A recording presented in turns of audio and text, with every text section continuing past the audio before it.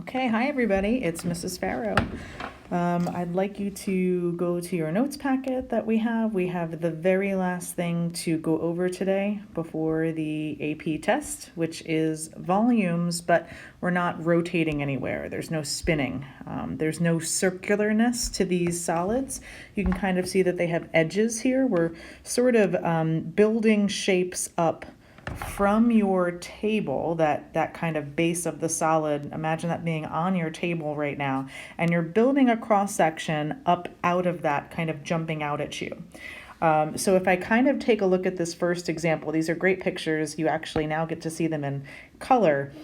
We have a base of a solid, and it's a circle. I can kind of see, like, here's my y-axis, here's my x-axis. So here's that top half of the circle, right? Positive square root function. And here's the negative square root function there. So altogether, that's a really nice circular base. That's the base of our solid. And when you take a look at the shape inside, what they're sort of building up out of here is some kind of triangle. So kind of has these edges here on the base of the solid, and we're going to take that cross section and keep working on those triangles as you move through this. You can kind of see like why we have this little edge here is that top vertex of that triangle. And so depending on where you are, the triangle could be small, it could be larger, like if it's in the middle, and you kind of see that this shape is not, spinning anywhere, and not everything is smooth and circular. I have these edges here right through the center. That's where all those vertexes of that triangle would be. So different kind of building of volume.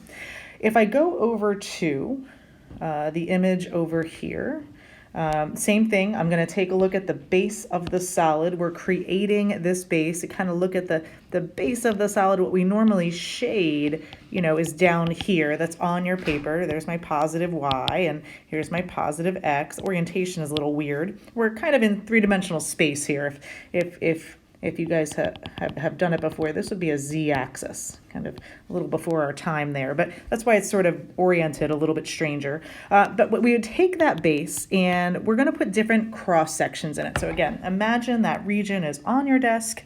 We're going to build cross sections up out of there, and in this example, kind of looks like a square to me. Maybe that's not the best color to use here, but you kind of see that square, again, anchored in the base of that region, and then whatever the side length here is going to be the side length over here, and again you sort of see those edges here, kind of has these sharp edges to the shape that we're creating. But you definitely see that cross section of the square here is much larger than my cross section of this little square in there. So it is changing as it moves through that solid, and I really want to keep looking at these problems. I'm going to keep referring to the side of that cross section. So there's that side length on that square. If I go back to this example, this would be our side length in here. I'm going to keep referring to that as I go through some of these problems.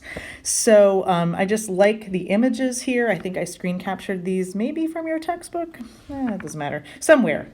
This one came from Pinterest. So someone has a lot of free time on their hands, and they decided to show what all of these individual cross sections would be jumping out at you from your region. And we have a lot of different cross sections going on over here. I think the one over here, maybe I don't know what color to use, maybe bright green. This first guy here looks like my cross sections might be some squares. I'll try to get that dimension in there. The one over here looks like it might be maybe a right triangle. If I try to follow some of these shapes in here, maybe I have a right angle here. I don't know. But you can kind of see that kind of shape developing in all these cross sections. And here I have a semicircle. So that one's really interesting. So small semicircles down here close to the origin, and then, oh my goodness, like really big semicircles out towards the edge of that object. Now that one is curvy. That one is going to have a pi involved, but some of the other ones won't. Okay, the square will not. There's no pi in my integral. Triangle, no pi. And this one is an interesting cross section. This one looks like it might be a rectangle. So those are very well described in the problems, but you can kind of see how the rectangle is, you know, smaller towards the middle, but quite large when we start getting towards the edge of this object. Again, the base of our solid is what we're using to set the dimensions of that rectangle. So again, I want you to see sort of like the edges of these images that are being created here. So there's still volumes, you know, you can kind of see I do have an actual shape here that I'm dealing with, but each one is going to have a different volume because each one is a different 3D solid, and they're different because of the cross section. If you slice through this guy, you have a different cross section that would come out of that, that slicing. So down here are common cross sections, and I might start up the next video with this just to keep these files